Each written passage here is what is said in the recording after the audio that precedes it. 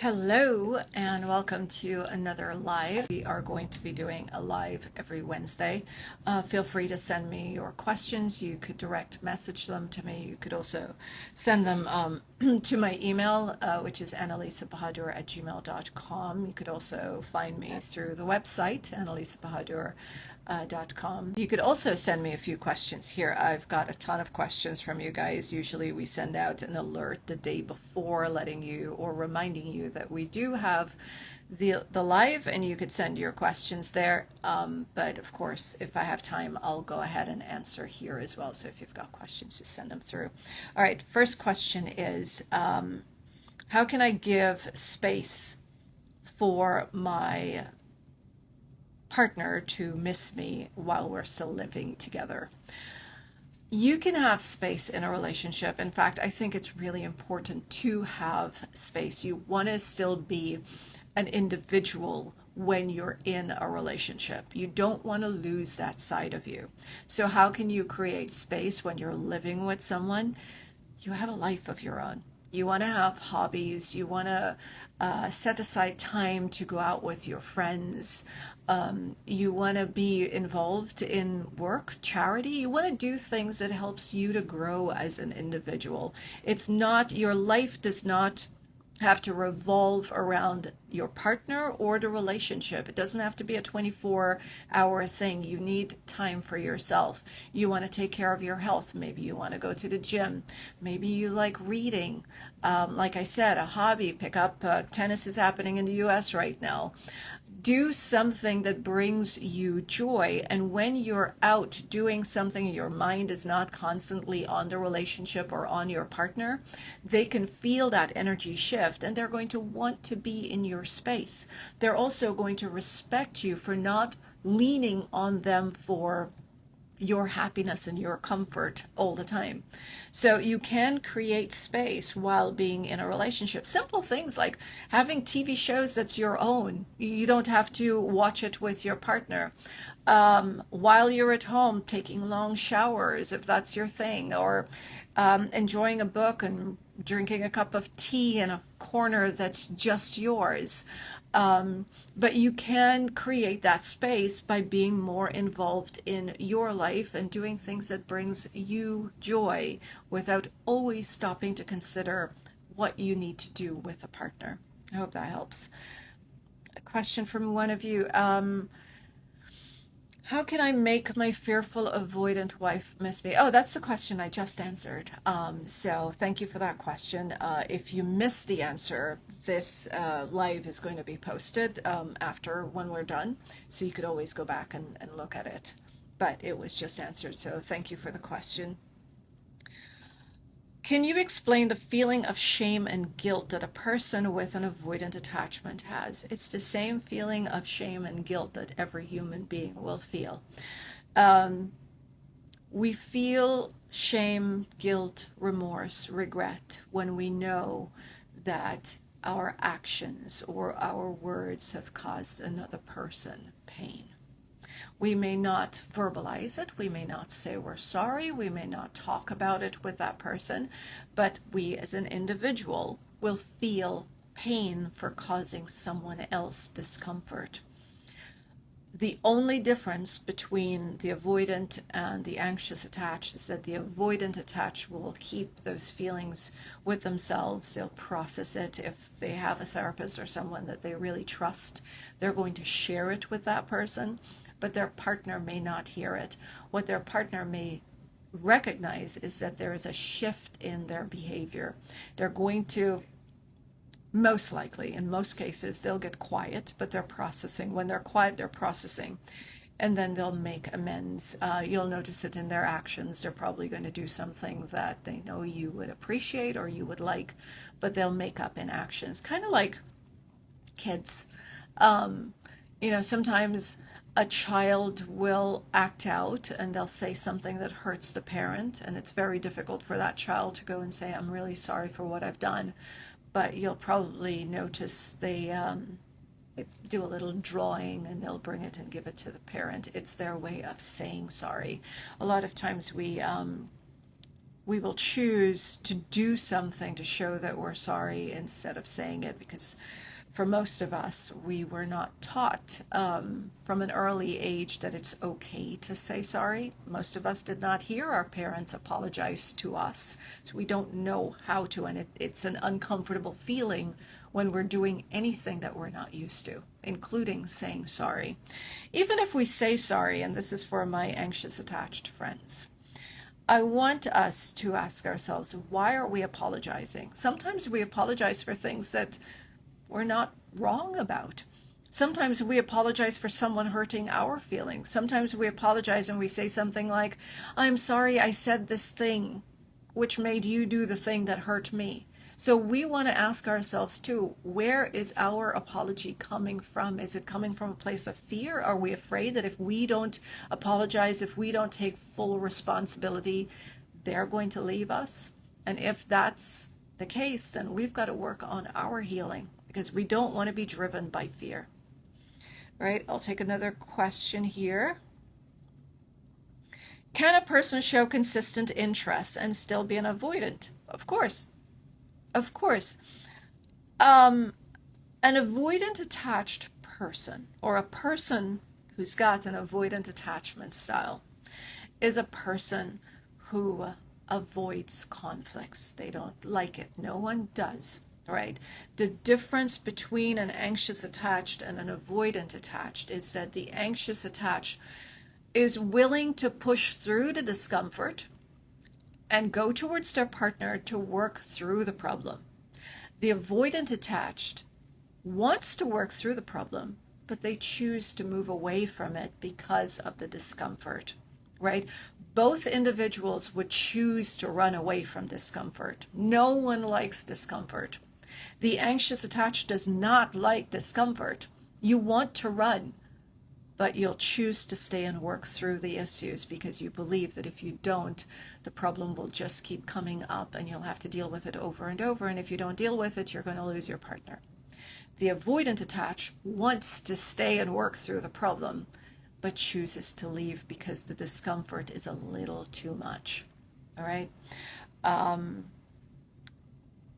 So yes, it's very possible for an avoidant attached to be consistent. It's not that an avoidant attached doesn't want a relationship. They do, and there's a difference with a fearful avoidant and a dismissive avoidant.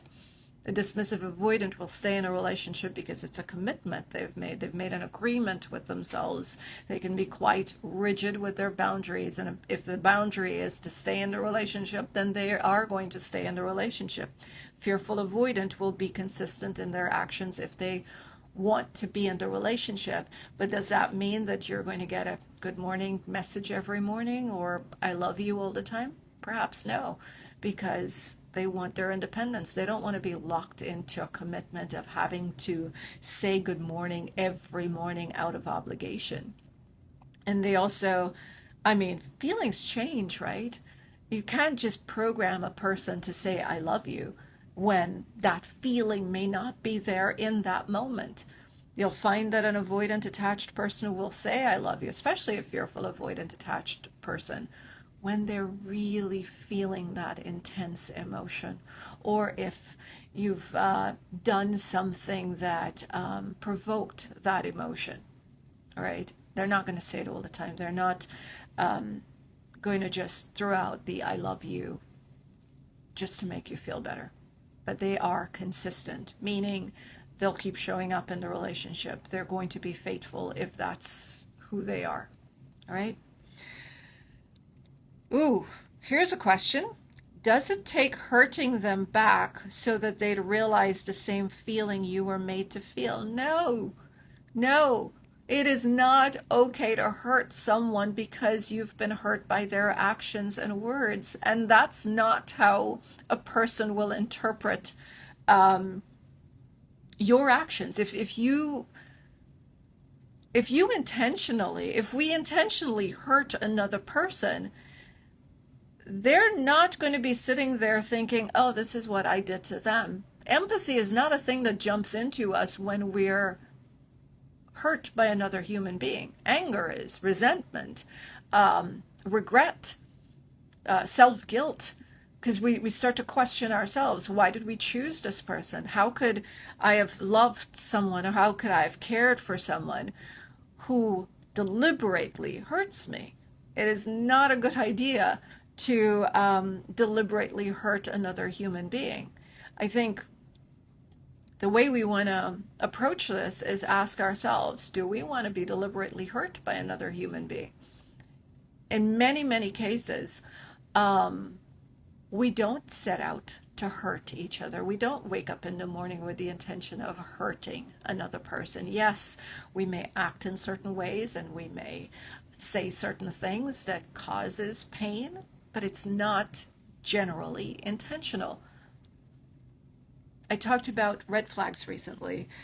Our red flags vary. My red flags are going to be different from yours, and our red flags are created from the experiences that we've had in our past, experiences that created a feeling of trauma from our past. So someone may act quite innocently in their eyes, but it can be very painful for me. And that's got nothing to do with them. It's just got everything to do with how I have processed my past experiences and the healing work that I've done on it to let go of that pain, right? So we can't assume that because a person acts a particular way, it was meant to hurt us and we take it personally.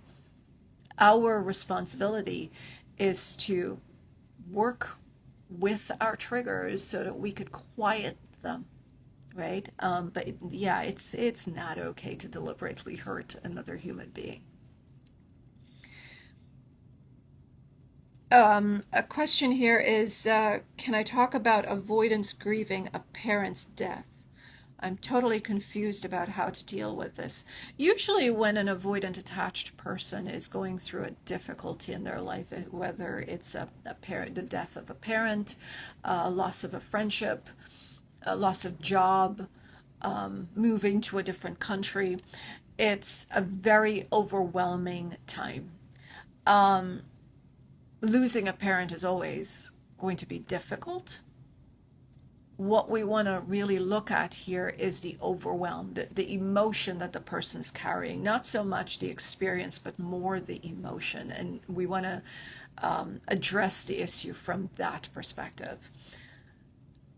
When we're in a place of discomfort, overwhelm, pain, hurt, fear that comes with a parent's death, we want to be alone.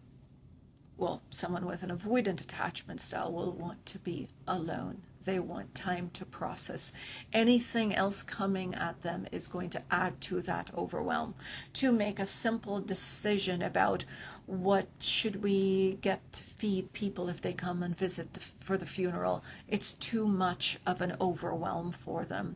It's a time to step back and allow them to grieve quietly, but let them know that, look, you're there for whenever they're ready to reach out.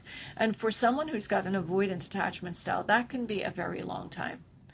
We don't get to tell a person how long they should take to grieve. We don't get to put a time stamp on how they manage their emotions. We're all very different. It's different for an anxious attached person because they quickly want to get back to the relationship, and a lot of times they don't really stop to process how they're really feeling and asking themselves, what do I really need here? Should I really step back? Their focus is more on the other person or their relationships and coming towards the relationship to fix that. Less about self, more about others. For someone with an avoidant attachment style, they know very well that they are going to burn out. They're going to glitch like a computer that's overloaded if too much is coming their way. You'll find that those with an avoidant attachment style can be calm for a very long period of time and then snap. They may suddenly get really angry, and you're left wondering, like, how can this very calm person just react this way? Well, that's the overload.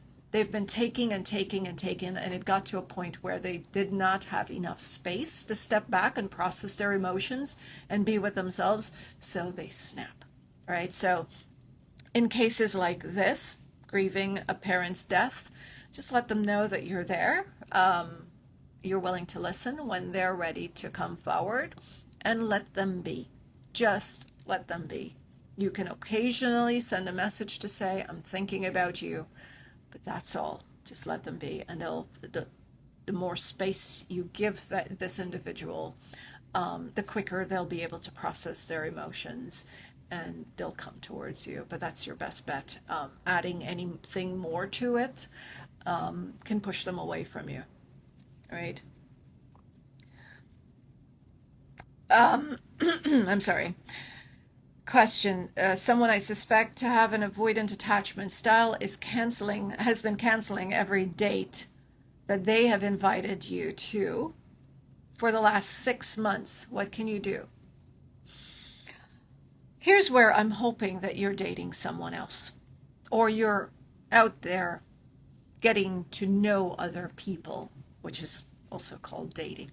You don't want to sit around waiting for one person to actually take you out, especially if it's been 6 months.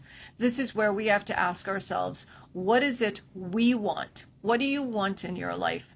Do you want someone to, if it's just a dating phase and they're this inconsistent, is this really someone you want to build your future with? Is it someone who is showing that they're capable of having a healthy relationship with you?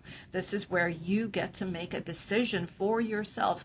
What do I want, and how am I going to go about achieving this thing? But 6 months of someone saying and inviting you out and canceling every time, this is not someone who's serious. This is someone who is not ready. Yes, they might be busy, and whatever their reasons are, that's all well and good. You could empathize with that, but you've got to move on. Because if this is happening for 6 months and you're just sitting there waiting, guess what? You're probably going to be waiting for a much longer period of time. Another thing is, if they know that you're always willing to meet with them after they have canceled the second, third, fourth, fifth, sixth time, and they know that they could still reach out and you would say yes to an invitation, then guess what? They're going to keep doing it. This is where we want to have some self-respect. We want to work on building up our self-esteem. From having that self-respect, we're going to find self-love, because let me go through the stages of this. In order to have self-respect, we first have to value ourselves. You have to know who you are and what you bring to a relationship. That's your value. When you know your value, then you can respect yourself. When you can respect who you are, you will be able to set boundaries naturally, because you know what your worth is. And all of that is you learning to love yourself.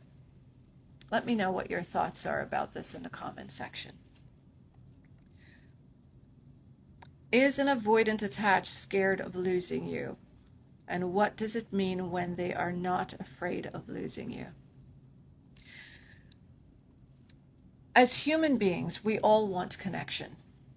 If you've been dating for a period of time, if it's someone who's got an avoidant attachment style or an anxious attachment style, then we're talking about a person who is not yet healed enough to let go of the fear of losing someone else. Meaning, if it's still an avoidant attachment or an anxious attachment person, or person with that attachment style, then you're not yet fearless about losing someone that you're in a relationship with. So the answer is yes. Someone with an avoidant attachment style is afraid of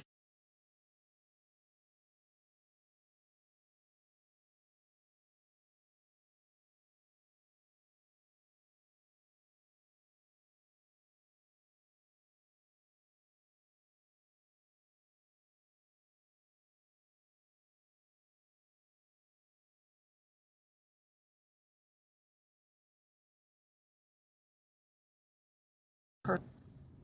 I'm sorry, there was a pause. I was saying that it's not that an avoidant attached person is not scared of losing their partner. It's what's happening in the relationship that makes a person interested or afraid of losing someone, or not afraid of. right? So I want to say something before I head off. Someone with an avoidant attachment style is very, very human, just like those with an anxious attachment style. We're human beings, all of us, anxious, avoidant, secure, attached. We're all human beings with the exact same emotions. We all have the same emotions. We all feel fear, fear of abandonment and rejection. We feel love. We feel appreciation. We support. We want to be kind. We try to be kind. Each and every individual feels the same way. Our actions are different. How we respond and how we react, that may be different. But we feel the same way, right? It's not a us and them. It's just how are they managing their emotions? How are we managing our emotions? How does our fear drive us? For the anxious attached, fear is going to drive you into having a conversation, drive you into chasing that person. Fear for an avoidant attached person is going to make them step away because they want to protect themselves. It doesn't mean that the anxious attached doesn't want to protect themselves by rushing towards the relationship. That is your way of protecting yourself, because you believe that you need this other human being to survive. The avoidant attached believes that I need to step back so I can survive because I'm feeling too overwhelmed, I'm feeling attacked, I'm not feeling safe. An anxious attached person believes that they need to be in a relationship to be safe. An avoidant attached person may feel like being in a relationship is going to take away my freedom, which takes away my safety. But we're all human beings. We all feel the same. I hope this has been helpful. Please leave a comment. Let me know what your thoughts are. If you've got additional questions based on something I said here and you need some clarification on it, feel free. Always feel free to reach out. DM me, send me an email, annalisabahadur@gmail.com.